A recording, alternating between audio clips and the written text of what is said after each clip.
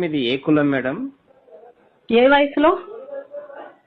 అంటే వయసుని బట్టి కులం ఉంటుందా మేడం? ఉంటుంది. బాల్యంలో బాలకులం, యవ్వనంలో యువకులం, వృద్ధాప్యంలో పాండీకులం, రాలిపోయే వయసులో ఎండుటాకులం.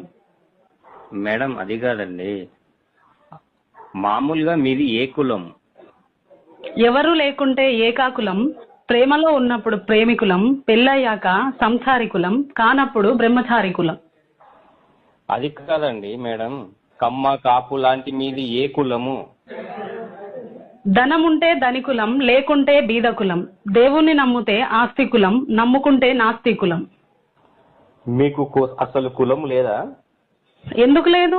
ప్రయాణిస్తే ప్రయాణికులం, యాత్రలు చేస్తే యాత్రికులం, మాయలు చేస్తే మాంత్రికులం, ఉపన్యాసం ఇస్తే ఉపన్యాసికులం, హాస్యం పండిస్తే విదూషకులం, పాడితే గాయకులం, సభలో ఉంటే సభికులం, సినిమా హాల్లో ఉంటే ప్రేక్షకులం, టీవీల ముందు ఉంటే వీక్షకులం.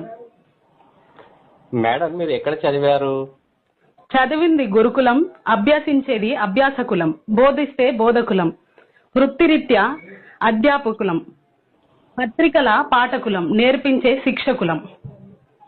అసలు మీరు ఎవరండి ఇలా చంపుతున్నారు? నాగరికత నేర్పిన నాగరికులం, నాయకులం. మీది ఏ కులం మేడం?